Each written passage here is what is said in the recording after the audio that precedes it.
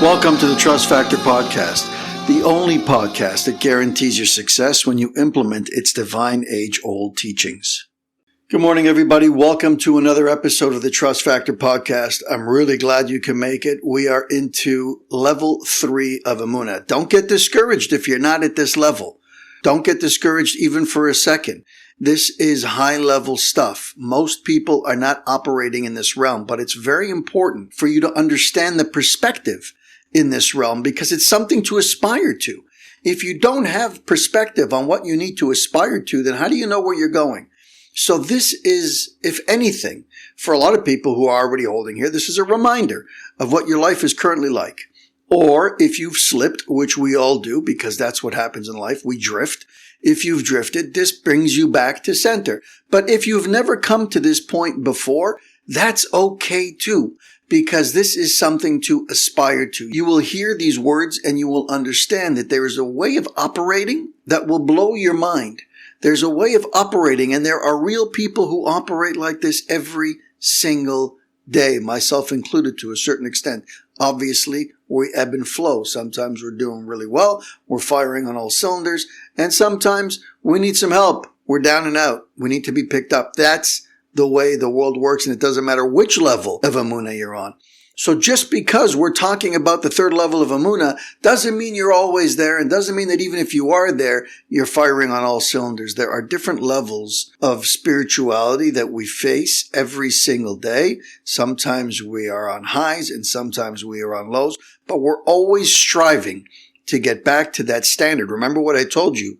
That standard, especially in this month of Adar, is happiness. For every single one of us, we need to be happy 24 hours a day, 7 days a week, sometimes more, sometimes less, but baseline is happy. And happiness equates a relationship with your creator. So if your relationship is ebbing and flowing, so too is your happiness. It's directly correlated. I want to read to you a very important paragraph, but before I do, let me just remind everybody, I'm reaching out. If you've won a book, a copy of your Garden of Emunah, it's with me. I've reached out to multiple people. Some people have gotten their books. Others don't respond with their mailing address. So if you're interested in a book and I've got extra copies, reach out. I'm happy to send one to you.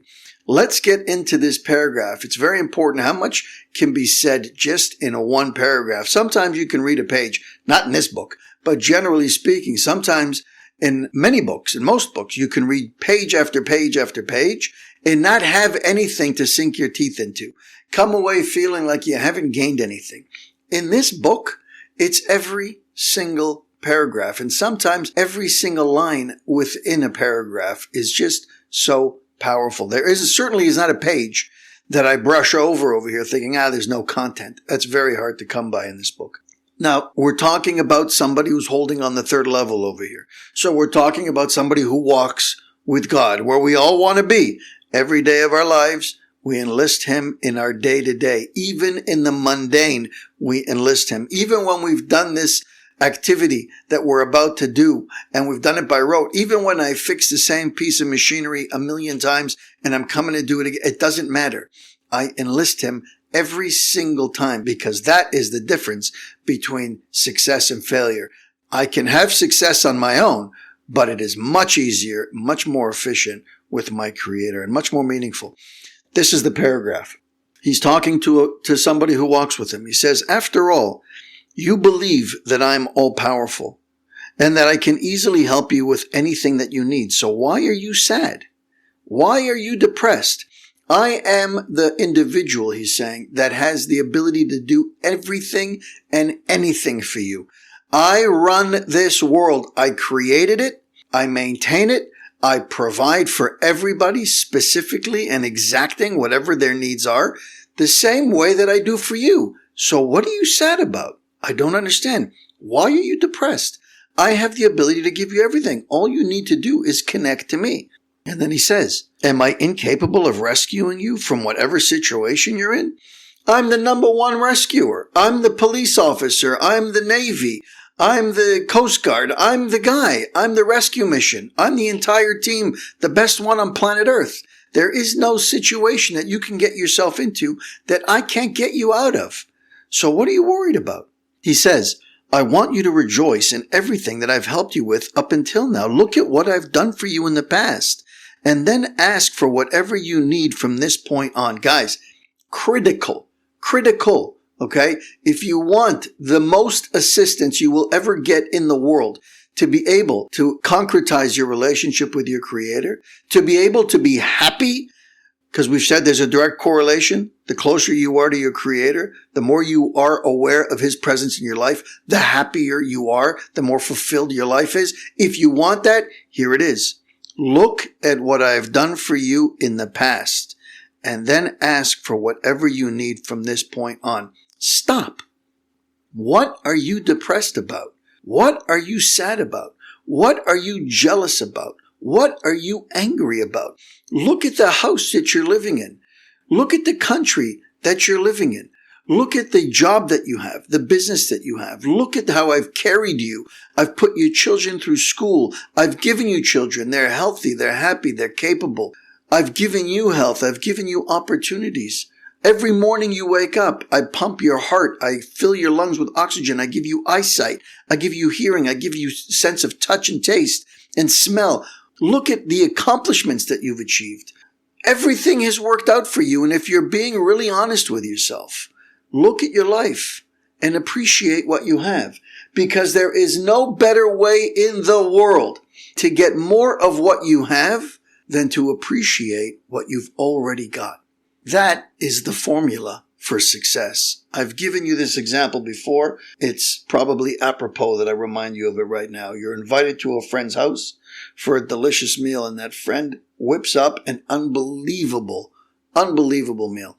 And as you sit at the table with other dinner guests, you notice that the serving portions have gotten smaller and smaller. They're almost running out. But boy, would you ever love another helping of whatever it was. Let's call it a brisket. The best brisket you've ever tasted in your life. Boy, would I love another serving of that. But there's not much left. And there's maybe other people here. And maybe there's other people here who want seconds. I don't want to look greedy. I don't want to seem disrespectful by asking for more. So what do? Surefire method. Works every single time. You turn to your host and you say, host, that was the best brisket I've ever tasted in my life. Wow. Where did you learn to make that? That was unbelievable. Thank you so much. What an amazing brisket. You have to give me the recipe. You know what follows that? Every single time, if you're dealing with people who are tuned in, what follows that almost immediately is, thank you. Would you like some more? Can I get you some more? Do you understand? Just the mere acknowledgement and gratitude that you have for somebody who's done something for you or given you something, acknowledging it, just saying it, showing that person that you appreciate it and that it's not lost on you, invites more goodness, more deliciousness, more of the things that you want. Try it. You know this to be true already. You don't have to be a genius to figure this out. This isn't some top secret information I'm sharing with you. You've been to dinner parties before, and you know that when you thank the host, you're always offered more. It is the right way to operate. It's the secret trick to be able to get more in life. The same thing applies with your Creator. Thank you, Hashem. Thank you for doing all these amazing things. Thank you for the children. If you want more children, do you know how you get more children? Thank you for the children that you gave me. Thank you that every day I get to wake up and look at my kids and see how wonderful they've become. Thank you so much for these amazing children you've given me. I didn't deserve it, Hashem, but you gave me them anyways. Do you know what's lining up for you? More kids. Thank you for the wealth. Thank you for the vacations. Thank you for the health. Thank you for all these wonderful things that you give me. And you know what happens? You get more of those very same wonderful things. It's not theory. I've tried it many, many times, and you have also. And if it works on humans, then you better well know that it works on the Creator, because He is who created us. And we have inside of us a soul that was injected by Him. A component of Him was blown into our nostrils. Our soul is divine. That means that we have His character traits. All we need to do is uncover them, because by being immersed in a world of materialism and corruption and phoniness and lies and deceit, we've been covered. That shiny diamond has been covered. All we need to do is dust it off We need to clean that diamond, shine it. How do you do it? By refining your character. How do you refine your character? By learning His Torah. It's just that simple. Sit and learn like you're doing now. You're listening to this podcast. What do you think it's doing to you? These words are words of Torah wisdom. They're penetrating your soul. They're cleaning off that diamond that's inside of you. That's what these words do. Whether or not you feel it, whether or not you acknowledge it's a different story. I can guarantee you after 20 years of doing this, that's exactly what it's doing. And that's just reading from this book. Can you imagine when you read from the source of the information in this book? All this information comes from the Torah. It comes from the Gemara. It comes from our sages.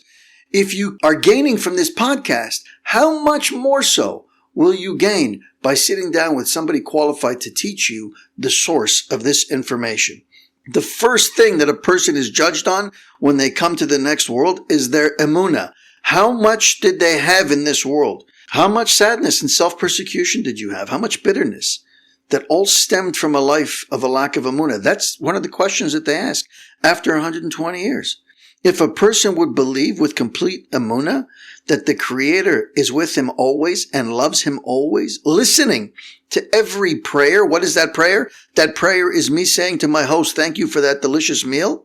And to every word that comes out of his mouth, he'd neither be sad, nor would he lack the desire to pray. Indeed, he'd pray profusely and ask for everything that he needs. When you see the fruits of your labor, when you see that you ask and you receive, when you see that you open a pinhole and he opens an auditorium, a stadium for you, it doesn't take too much. It doesn't take too many of these occurrences for most people to dial in. I get it. Cause and effect. I see where the source of life is coming from. I see where the source of blessing is coming from. Let me tap into it.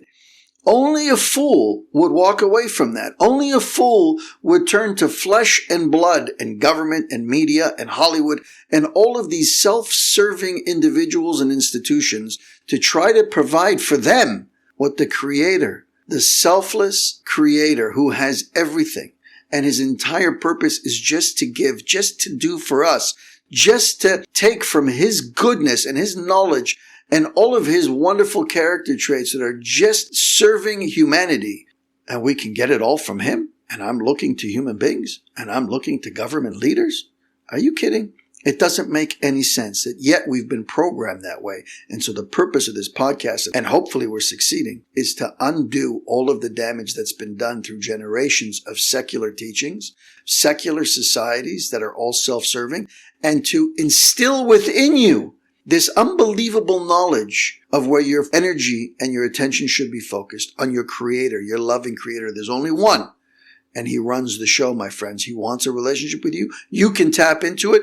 And this is the way to do it. If you're walking around all day long thinking that he loves me, that he runs the show, that he's done for me up until now, just look at my life. Take an accounting. Count your blessings, as they say. The more you count your blessings, the more blessings you will have. Have a spectacular, blessed day, my friends. Thank you for spending time with us on the Trust Factor podcast. If you've heard something today that moved you, save this episode and share it with someone who might need to hear it. Be sure to subscribe so you don't miss upcoming conversations that challenge, empower, and uplift. And if you're on social media, connect with us. Leave your thoughts. Drop a quote that resonated with you. Hashtag the Trust Factor podcast. Until next time, keep growing in your trust and keep living with purpose. I'm Jesse Revivo, and this has been the Trust Factor Podcast. Thanks for listening.